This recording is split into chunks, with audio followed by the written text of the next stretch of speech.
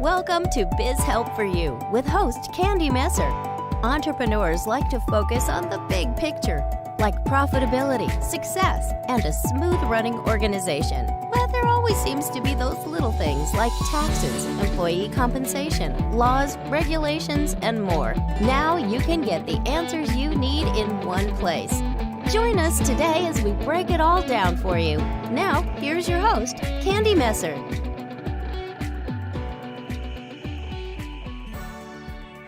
Hello and welcome to Biz Help for You with Candy Messer. Thank you for joining me today. I hope you enjoyed the topic of my last episode. And if you missed it and would like to listen to the show, links can be found on my YouTube and social media pages, as well as multiple favorite podcast platforms. And if you'd like to receive notifications on when our podcasts have been uploaded, please like and subscribe. Now, let's learn a little bit about my guest today. Steve Kidd, a best-selling author, business coach, and radio show host, has a wealth of knowledge on how a book can be a powerful tool to establish oneself as an authority in their field. With over 20 published books and multiple bestsellers, Steve knows what it takes to become an industry leader. He's passionate about helping others achieve the same level of success and has already impacted thousands of people worldwide. By listening to Steve, you'll discover his heart-driven approach to effective book marketing and his strategies for achieving bestseller status. So Steve, welcome to the show. Thanks so much for having me. I appreciate it. Well, thanks for joining me today. I'm looking forward to our conversation, but I always like to ask before I get into the actual topic and the questions I have for my guests to just tell me a little bit more about themselves. So can you just tell us a little more than what I've read in your bio, and how did you get started writing books? Sure. Yeah, absolutely. I'm a third generation minister, an international best-selling author of 21 books and counting, and I've been writing music, books, everything, pretty much my whole entire life. But really the first book that I helped publish was a book that was written from a blog that my then wife and second youngest daughter did as a journey that they took on my daughter's 18th birthday to go visit the filming locations for the movie Twilight. If you remember that movie, they were big fans. They had blogged about it, and I helped them turn that into a book. It was actually, at the time, for a while there, it was the #1 best-selling book that was a movie related travel guide. So it was there that we learned the power of not just having a book, but a bestseller. I've been a marketing company my whole entire adult life. 1987 was when the company started. But it was then that I really discovered just how powerful and necessary being a best-selling author really is to maximizing your marketing. So, we were at the time working with a lot of higher end clients. And then in late 2015 is when we beta tested it. And then in 2016, we actually rolled out a whole program to make it accessible for everybody. There's a lot of people that don't have $50, $100, $200,000 to be able to put a book out there, but they still have something that needs to be said. And we created a program so that it's accessible for everybody to help them write, publish, market their books to bestseller. And I've been, even though I'm still a full-scale marketing company, I've actually been exclusively working with authors for the last several years. Nice. Well, I know we have heard that books do help show your expertise and help, people realize that you really do know what you're talking about and why it's important to have a book. But I know a lot of people probably feel overwhelmed with the whole concept of actually how to write and identify who they're writing for. So I'd love for you to talk first about how does someone identify who their target audience would be for the book so they know who they should be writing for? Sure, absolutely. It starts by understanding who you are. And a lot of us miss that because the things that we're the most passionate about, we also comes to us really easily, if you know what I mean. And so we tend to discount our own really cool, unique brilliance because, everybody must know how to do that thing. And yet, as simplistic as it may sound, we could be talking about something as simple as the dishes. And, for most people, it's doing dishes is easy. But yet there are people that really truly struggle with it. And there are people Mhm. who, on the other side of it, are really passionate about it. It's always fun for me on the radio show when I run into somebody that's just like psyched about doing taxes. They just love doing taxes. Most of us are not in that category, but for a person like Right. that. So first you got to really understand what is the passionate part of you and why are you passionate about that? To then Mhm. be able to look at, who is that for? What is that for? Most often, really, our avatar, if you will, starts out as a younger version of ourselves. It starts out as, Mm. oh my gosh, I wish I would have known 5 years, 10 years, 20 years ago this thing. This is the advice I would give to me if I could go back and talk to that starting out into the world 18-year-old version of myself. And that's a Mhm. really usually a good place to start. And you just have to hone it in. You need to ask yourself the tough questions of, who are they? How old are they? Male or female? All of the really deep questions, because the more specific you can get, preferably down to really being able to talk to one person, then you Mhm. really truly can reach a lot of people versus we try to talk to everybody and we end up really talking to no one. Mhm.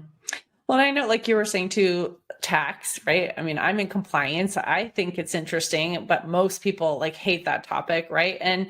But it could be seen as dry or, not really a fun topic. So there's a lot of things out there that may be more like logical, fact based versus, just telling, a fun story. So how would someone kind of take information that maybe isn't as interesting in general and make it where it is interesting, where somebody would want to pick up that book and read it so that, it's an engaging, piece of information. That is where the power of speaking to write comes in so powerfully. When we stare at a blank screen or a blank piece of paper and are trying to demand of ourselves to be creative on demand, a lot of times it comes out either really dry or very cathartic. We're going through if you will, psychological journey of healing ourselves. But Mhm. when we talk, when you think about something at work that you're just really excited about, and you're telling a friend about this cool new thing. Now, it needs to be a close friend in some of those cases because some of us do tend to geek out about things that the average person we just talked to would be like, really? Really? Do you need me to hear this whole thing? But when you Mhm. get somebody that can engage with you on that and play into that and be like, yeah, tell me more about that. That's where you can really move into that really truly engaging and interesting on some of the driest of subjects because you're just sharing your passion. Mhm. So that's hopefully going to come through in the way that you're putting that message out there and still, probably using maybe some case studies or some type of thing like that to maybe demonstrate the information you're trying to share that will maybe help it be a little bit more easy to understand, I would think. Oh, yeah, absolutely. Because a lot of times we get caught in our head wondering, should a comma go here? Is it they, or they, or those kind of things. And when we're just talking, especially if we can just get on a roll, we don't. We Mhm. move beyond that. We move to the other side of our brain, to that creative part of us, and we're just sharing our passion and we just let it come out. Mhm. And that really is the best way to get that core content. Mhm. So do you recommend then, like you were saying, sometimes just sitting at a screen, and looking at a blank piece of paper might be hard, so do you recommend maybe just having your phone with a voice recorder and when an idea, comes to you, you just like record that quickly? Or do you say like, well, block a period of time and then just kind of think through things and as they come to you, you jot them down? Like what would be a good method really to be able to start getting those ideas flowing and like you said not worry about all of the writing and everything at first. I actually recommend, especially if it's your first time with your first book, I actually recommend having somebody interview you. And there Hmm. is a process, and we can give you a basic format for those kind of things. But if you have somebody that will ask you the questions on a call like what we're on, or on Zoom or something like that, and then just have them say, "Hey, tell me a little bit about this." Like we started off, and you're like, "Hey, tell me a little bit more and deeper about who you are," and the person can answer that question. We can then bring in a content story development editor and have them help hone the squirrel moments that we all have in our talking and things like that. But that's the best way to get it out, is just have somebody to really, really talk that through and ask you questions. Hey, could you tell me more about that? Obviously, you need somebody that's willing to be engaged and not just take a nap while you're talking, but that really makes a big difference. And they would have to know about your topic, right? If they need to have ideas of what to ask you, unless, of course, if you're providing questions or something for them too. But hopefully they would have a little bit more knowledge than just a random person, that you're asking a friend who doesn't necessarily know much about what you actually do, I would think. Well, yes and no. Now, granted, this is what I do all day long, so I'm going to fall into the trap of what I was talking about earlier, that things that you do so well seem super easy. So I apologize in advance, but it's not so much about the person knowing that as the person being curious. That's really the best kind of person to interview you, because then as long as they're engaged and they're listening, they're like, hey, I didn't understand that. You use this big word and I've never even heard this word before. What does that word mean? Those actually, if you're not using somebody that's a pro that, does it all day long like I do, that would be my second best, is really just somebody that is willing to come in curious versus, because when you have somebody that knows what you're talking about, the problem is that they're going to try to put their opinion into it, and it muddies up the process of the book. Interesting. Okay. Yeah, I was thinking maybe, to have that conversation and to be able to draw out the information, you might need someone who kind of knew a little bit more about it. But I like that you're saying, well, if someone's just listening and has more questions and can just ask those questions, that's where that can lead. So I enjoy that concept. I guess it's kind of like what I do here too. Like I start talking with people and I have ideas and questions and I'll just ask, so I can see how that could work. So, but if someone is maybe they've done that, but now they want to add to the content, or maybe they're like, well, maybe interview style isn't exactly what I want. I just still want to write down, some ideas I want on this topic, but they're still facing kind of that writer's block of how to get the ideas down on paper. Like, do you have some steps that you can recommend for them to follow through and at least get it out of their head, or, just start like the words flowing on a page? Right. Yeah. So, if you're talking about you have nothing, then we kind of already covered that. But once you have a little something, never underestimate the power and the necessity for a truly talented story development editor. That's a piece that most people skip or have never heard about, which is why they skip it. A story development editor has the ability to go through and take what sometimes feels even like a jumbled mush to yourself and kind of arrange it in a flow, but then also be able to go into it and say, hey, you were telling us a story about Aunt Jan, and then you just stopped. What happened to Aunt Jan? We got to know, and they can help you really be able to hone in on that. And by them asking you the questions or making the comments, that's the easiest way for you to then transition from you're now talking to you are filling in the blanks, writing, and just you're specifically answering the questions. And yeah, like you said, a good story development editor is worth their weight in gold. They really are. Yeah, so they're looking at your information with fresh eyes, right? You might think you've got something in there that you really didn't. So if they're coming through and they're like, wait, like what happens next, then that makes sense. Like how you could then go back and add that information. So I think that's really great. So can you talk about maybe some mistakes that authors make when they're coming up with their concepts, or how they're, trying to now finally put it out in the marketplace? Now they've written it, they've got it ready to go, but now what do you do? Oh gosh, such a huge topic in that. But the first mistake that all of us make is we try to tell everybody everything that we know about everything all in one blast. Because I love statistics, I'll give you a statistic and it'll help people understand. Amazon has found, because we live in a Twitter world where people have whole conversations, 140 characters at a time. Amazon has found that These days, if a book is 100 pages or less, I'm talking about print pages. If a book is 100 pages or less, it's around 60% of the people that will finish the book. If it goes from 101 to 200 pages, that drops to about 20%. And if the book goes over 200 pages, it's less than 3% of people that ever even finish the book. More content is just more content. It doesn't necessarily make it better. In fact, the concept of the quote unquote real book that is 350 pages, that actually is something that the publishing industry came up with because they discovered that they could sell books for a higher price if the books were longer. And it really doesn't have anything to do with necessarily the content being better. Now, content's king. I've done 500-page books. I've done 5-page books. It's really about what does it take to get what you're doing across. And that's really what's most important is helping the person. And so that leads us to the second part of that, and that's take a point, make it really clear, and then give the person a clear action off of that point. Most of the time, what we do is we have all these points. One of the ladies we worked with early on, she had a book called 52 Things You Don't Learn in School. Great book, great material. She was a school teacher, had been for like 25 years. But the question that I asked of her was, well, what if, as a parent of school-age children, what if I need the answer to number 25 right now? So when we think about how you do a search on Google, because that's where most of us go for info these days, Google doesn't have the ability to say, contained inside of this book in chapter 25 is the answer to your question.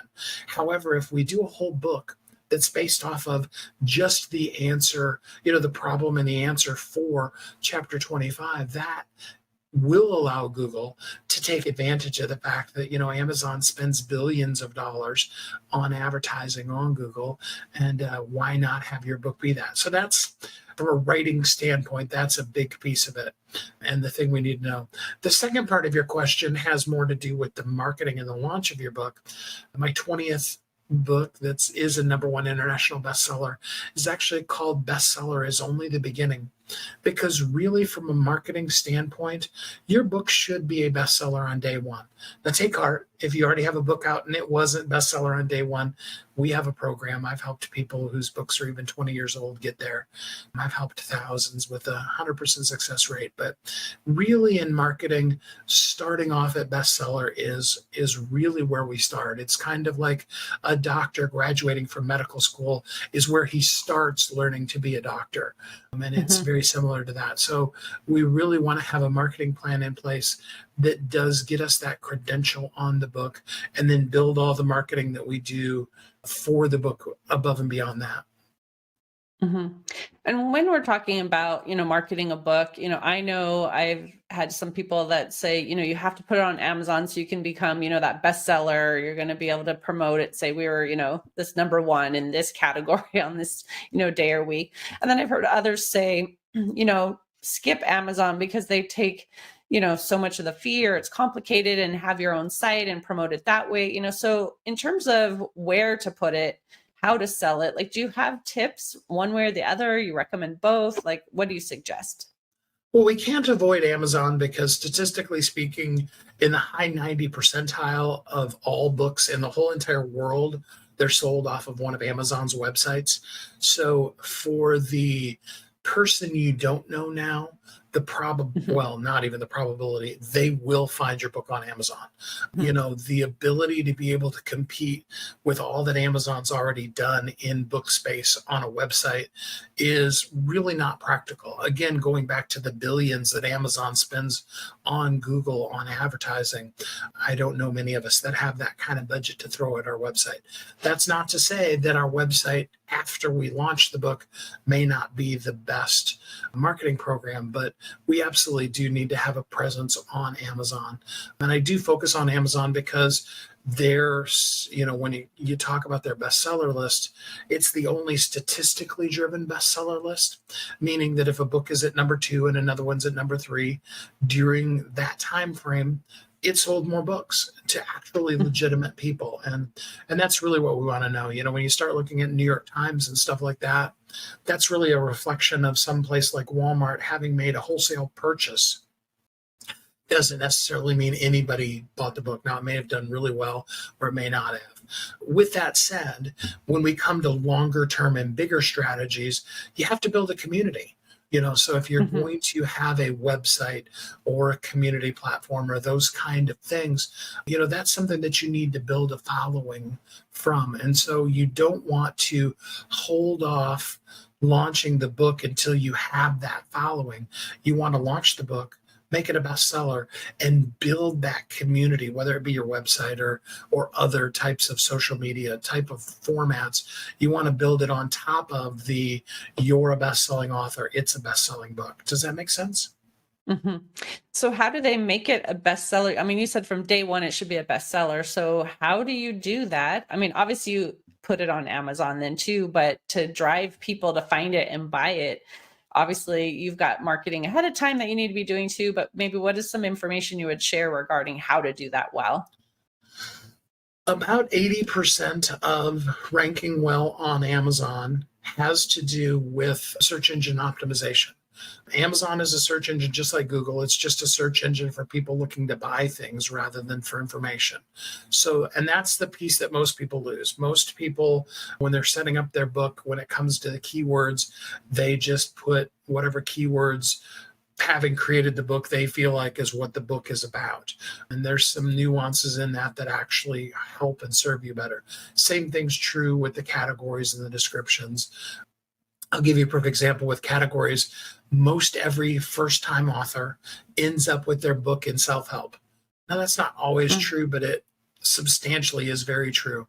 When you start looking at the parent category of self help, so not even one of the subcategories, the parent category of self help, you're competing with Oprah, Tony Robbins, Michelle Obama, some people who have millions of people that the day they launched their book, they got the book. And most of us don't have that kind of a following to begin with. And in reality, even if your book is truly a self help book, it probably isn't really in the self-help category. Often what I found is that there are things like personal transformation, which in Amazon is actually a subcategory of spirituality. Doesn't necessarily mean the book has anything to do with spirituality, but personal transformation, that's where it is. Ironically, all of your counseling things are under the parent category of health, fitness, and dieting. So if you were writing a book on child development or something like that, you would need to even know where to find that. And so that is two of the biggest pieces of it, is really understanding how to do the SEO, or get somebody to do it for you, and have the book set up right. When done properly, then the smallest amount of traffic can make a very huge impact on the ranking for your book. And then it just becomes a matter of what is your long-term strategy after that first day. Mhm. And so do you recommend like pre-selling books, or like what is like a type of marketing campaign maybe that is suggested to help get the word out that you have a book that's coming out? So number one, I recommend put the book out sooner as opposed to later. Really, quite frankly, with all the people that I work with, it's about a 30 to a 90-day process. And in Hmm. most marketing methodology, 90 days is about the shortest amount of time you can start doing pre-campaigns for things. And so there's a whole lot of nuances that, we could do a whole hour-long show just on the concept of that. I do highly dissuade people from doing a pre-launch campaign specifically on Amazon. There's some things you can do off of Amazon, but specifically on Amazon, it really, what's the right word, messes with your algorithm long term Hmm. for the impact of your book. And there's some reasons why. And I don't want to get too overly technical on people, but it's the nature of spending all day long on Amazon like I do, and I can see the impact of how that pre-launch campaign works very effectively day one, but has a pretty dramatically negative effect on day two thereafter. Hmm. So, we want to be careful about those kind of things, and it's better to spend the 30 or 90 days getting people excited about and feel like they're part of the process of developing the book, rather than just getting, especially most of us, when we did our first book, we had very limited following. So doing the pre-launch campaign, we get very limited number of sales anyway. It's Hmm. better to really be building that community during that time than to to do the things with the pre-launch that aren't going to really serve us long term anyway. Right. Perfect. Well, and I know I've seen before, and others have too, I'm sure, where people are like selling their book for like 99 cents or, just like a very low amount where you're saying, well, this could be worth a lot more. Like, so why would someone decide to sell it at a lower price than what seems, that normally it would be sold for? What are the benefits that they gain by doing that? There's two answers to that question. Number one is, ironically, because all of those type of campaigns are on the ebook, it's kind of limited in how much you can really discount a print book because of the cost of printing and shipping and those kind of things. But with the ebook, interestingly enough, when a person gets the ebook, they're more likely to want to get it in print or in the audiobook format than they are if they don't get it. So ebook often is a taste, even sometimes, if you will, a lost leader kind of a process. But secondarily, Amazon's system is built. They actually have a free day promotion. You can do up to 5 free days per quarter. And all of the books that I know of, modern books. I mean, now when you start talking about Think and Grow Rich and older books that have been around forever, that would be a different animal. But most all of the modern books that really do well, they take advantage of those every single quarter. It's always important to remember that, people don't care how much you know until they know how much you care, and being willing to give a little bit before you get a little bit. Not to mention the fact that really, Seth Godin said it best. He said, if you're writing your book to make money, then don't. But if you want to make money, you absolutely need to have the book. So when the book becomes that thing that you're not as invested in trying to see how many, because you're only going to make about $1 or so per book, how many $1 bills you can make, but rather how many people can you really affect and bring into your world so that you can then do the things that will make you the quote unquote real money. Right. Well, I know there's probably so much more on this topic that we could talk about. We're probably just scratching the surface, but I know we are coming to the end of the time we have together today. So I would love to ask if you have any offers that you would like to share with our listeners and how they can connect with you. So I have a free gift for everybody that's listening. If you go to ongoingwealthguide.com, I put together a really easy to follow 5-step program that will allow you. I'm going to define wealth more as abundance, meaning that no matter what today might look like, if you look at the bank balance today, it's the ability to have a system in place that continues to generate real abundance and real ability to feel comfortable in your world and in your space and continue to generate things. Inside of that is stuff talking about your book and your marketing and stuff like that. That's ongoingwealthguide.com. That is a absolutely free gift for you. And actually, in fact, when you get to the thank you page for that, I've put a link in there and you can book a free 15-minute consultation with me to talk in more detail specifically about your book. Perfect. Well, thank you so much, Steve, for being a guest on my show and talking about this topic. I really appreciate it. Absolutely. Thanks for having me, Candy. And to the listener, thank you so much for tuning in. I hope you found this discussion interesting and answered some of your questions on the power of a bestseller. Leverage your book to elevate your business. If you have any additional questions or comments, be sure to reach out to Steve, or you could send me a message at media@abandp.com. I hope you can join me for my next interview. And remember, you can connect with me on Twitter, Facebook, and LinkedIn. And my website is abandp.com. You can find my show, Biz Help for You, posted on several podcast platforms, including iTunes, Google, TuneIn, Stitcher, iHeartRadio, and Spotify. And would you please share my show with those you know and leave a review on your favorite podcast platform? I'd really appreciate your support. Until next time, have a great day. Thank you for listening to Biz Help for You. Please join your host, Candy Messer, again next time. Have a terrific day.